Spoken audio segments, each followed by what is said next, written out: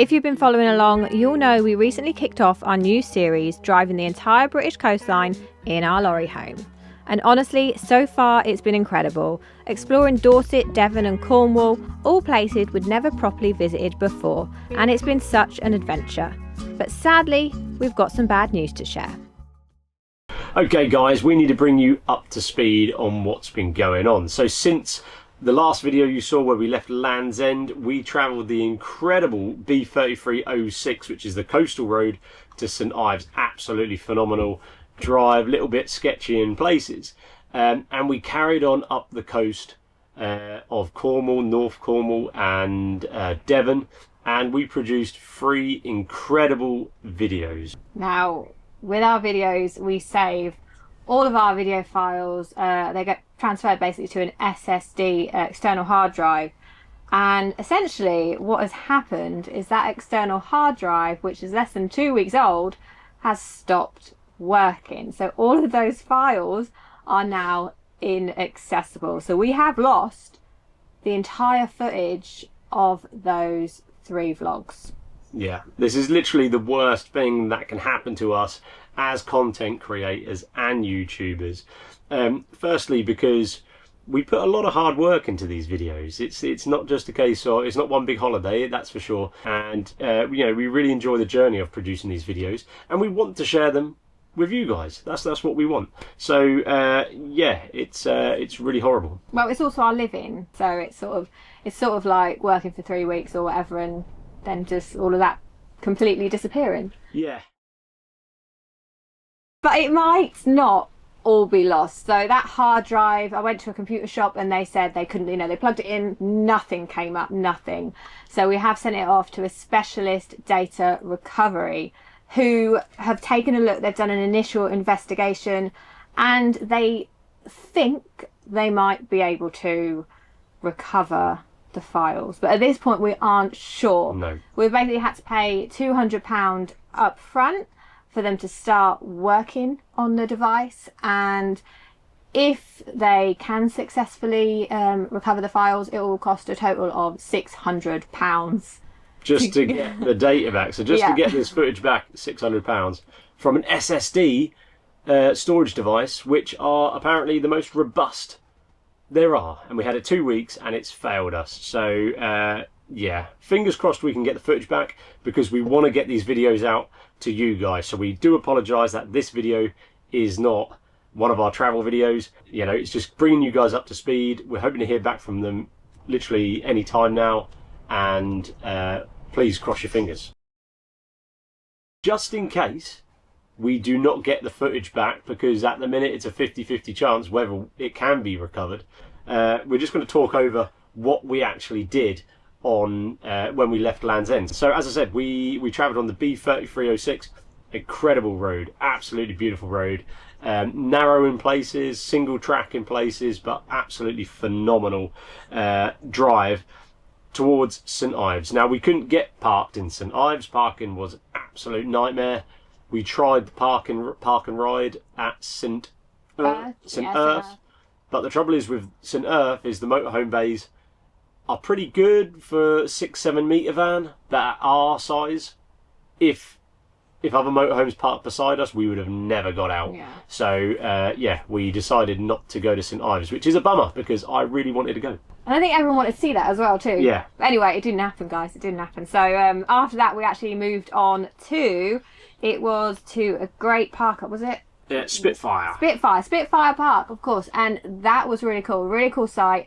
And it was very close to Trevellus Cove, which we were able to walk down. Really short walk, actually, didn't take long at all. Just around the corner. And when we got there, we ended up foraging for wild mussels for our dinner, which was completely unexpected. Yep. Other people were doing it, and we asked them what they were doing. They gave us some really good tips. Yeah, we had a good chat with them, didn't we? For like 10 minutes, we had a chat, and they explained like what to look for and all this, and they explained that Trevellus Cove is one of the best places because there's no sewage outlet at that bit. Around the corner there is, but at this bit there isn't. So the mussels are really, really good. And yeah, we got like a little bag. We got like a half portion. We weren't prepared, so we didn't really have much to put them in, but it was really good, really good. Really, really nice. Then we went up to Padstow, Beautiful Padstow, lovely Padstow, famous for Rick Stein, if you're into your cooking. We actually got some fish and chips from Rick Stein's Fish and Chips. What a rip-off that is. Let me just say that. You know, I love my fish and chips. But I do think fish and chips are just one of these meals which is just sort of like just simple, easy. And I think we did try something a bit random. And if hopefully we get the footage back because you're going to love it. We tried a crab burger, and I thought this was going to be like just crab meat and stuff. It wasn't. It was a whole crab. It was literally a whole crab like this, just in a burger. It was literally crazy. But anyway, Padstow was amazing. We stayed at a really, really nice park up right next to the Tesco's called Padstow Camping, I think. Nice original name. But really, really good, really friendly. And easy to walk into Padstow. And we also went to the National Lobster Hatchery to learn about the fishing industry and the lobsters and what they're doing to bring up the numbers off the Cornish and Devonshire coasts, which was incredible as well. From there we went on to Tintagel, which I think is how it's pronounced. That one's got which loads of you have actually said go to Tintagel, so we actually went. Yeah, and that was brilliant. We found an amazing park up. It was £5 for the night and had literally the best view of the trip. And we're really hoping we can show you guys that because we've got drone footage and it is stunning, absolutely beautiful. The view was the best view from a campsite we've had on the trip, and it was £5 a night. £5 a night. You are hearing that right. In Cornwall, £5 a night. It was on grass, and you have to drive up a hill to get out, and it peed it down on one of the nights. So we had a bit of a hairy situation trying to get out of that place, and we hope we can see that. Show you that as well. Really do. We could have lost so much. I know. From there, we went up to Bude, another place that you guys recommended we go, and we found a park up in Bude. There's the Cornwall Council have got a motorhome parking area in there. It's quite expensive. It's you have to pay the daytime fees, which is about £10, and then just to stay overnight, it's £21. So for a whole day, it's over £30, which is campsite prices. Yeah, and obviously no services. So you are just. It's a good step in the right direction, so thank you Cornwall Council for doing that. We didn't actually stay the night there because we did feel it was a little bit expensive, but we did park there for the day to explore. And Bude was a fantastic place, and being the last place we visited in Cornwall, we couldn't leave there without trying a traditional Cornish cream tea. But which way around was it? I've forgotten already. Cream first, jam first? Yeah. No, I'm pretty sure it's jam first. Jam first and then cream. But the woman there actually said the Cornwall way is wrong. Despite being Cornish herself, she said it's wrong. Controversial. Yeah, it's controversial. Yeah. You know, which way do you guys do it? Which way do you prefer? But it was an amazing place. It was the Cornish Kettle in Bude. Definitely worth going there. We paid £6.95 for a Cornish tea, and you get 2 scones, a massive pot of tea. Huge stuff. We were stuffed. Yeah, scones are filling, really filling. Like 2 of them is like, ooh, yeah. But good. A very nice place and a fantastic stop to end Cornwall before we headed back into North Devon. Yeah, and in North Devon we had an amazing family day out at the Milky Way Adventure Park, which was very, very cool. A lot of it's undercover, so it's inside, which is what you want, because we actually had a bit of bad weather that day. But they've got like rides there, they've got like soft play, dodgems, they've got like magic shows, owl shows, amazing there. An amazing maze. Yeah. Train rides, bouncing pillows. There's so much there to do, and the kids loved it. And you can just keep roller coasters. Forgot the roller coasters. Yeah, we did. There's literally roller coasters there, so really good fun at that place. So if you're in North Devon with a family, check that one out because it's really good. Absolutely check that one out as well. And then we made our way up to Ilfracombe. Ilfracombe? Ilfracombe. It's a coombe. I think it's a coombe. Ilfracombe, and we found out what a coombe is. What is a coombe?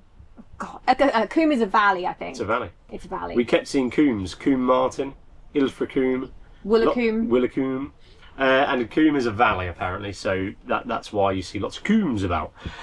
So we went to Ilfracombe, very, very nice town. Again, the council have put in motorhome park in there.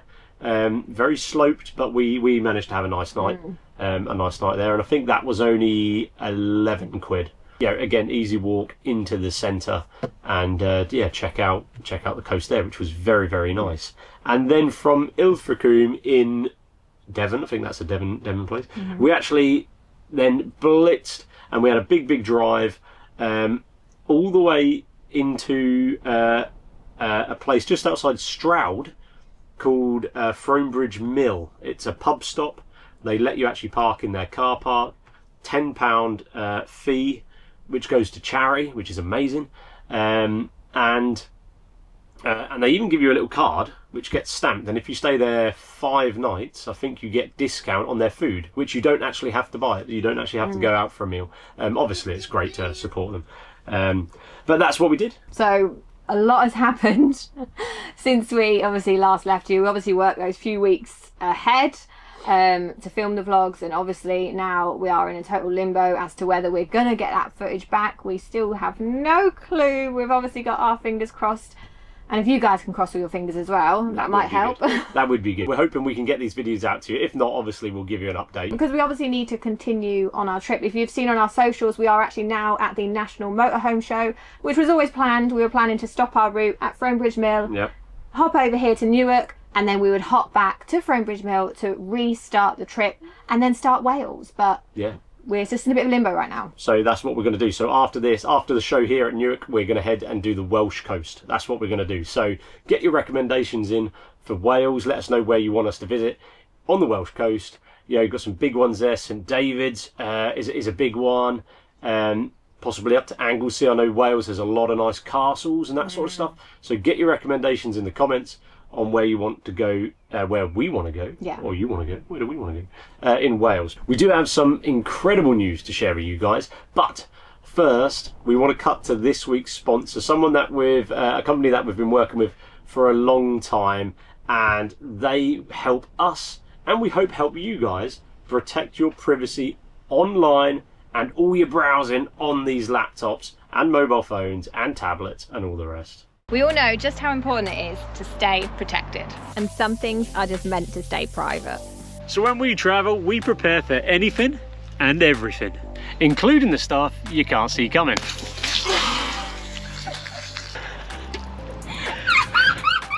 That's why we use Surfshark. It's an app that protects all of our devices, including our tablets, our mobile phones, and our laptops.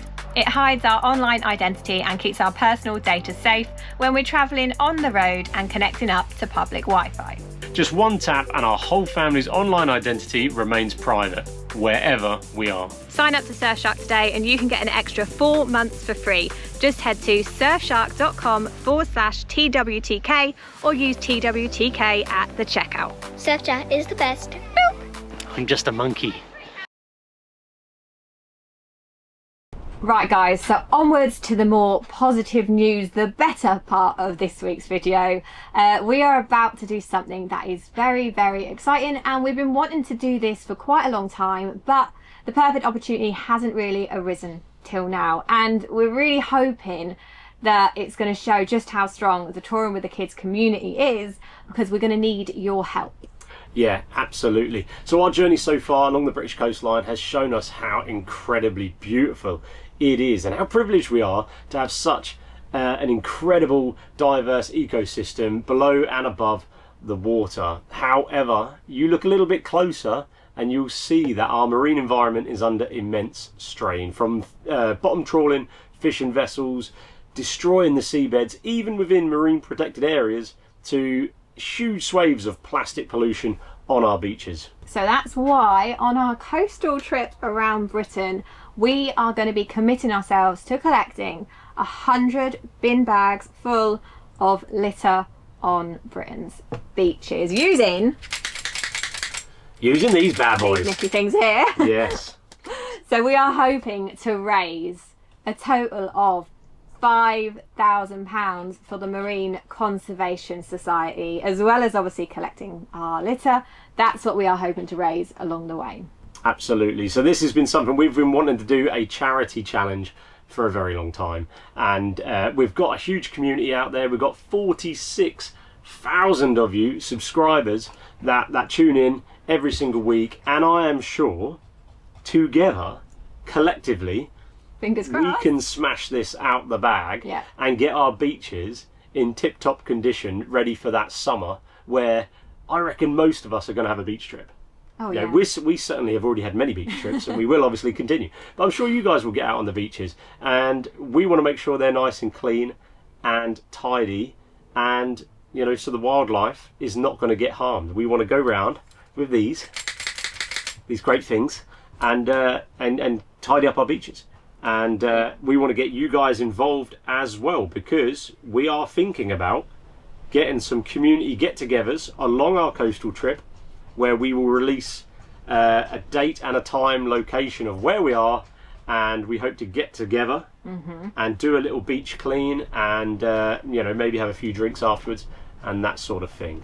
And the first place on our list, which we haven't got a date for yet, but it will be in the next two to 3 weeks, is, I've forgotten, Black Rock Sands in Wales. Black Rock Sands. Which is also the beach you can drive your vehicle onto.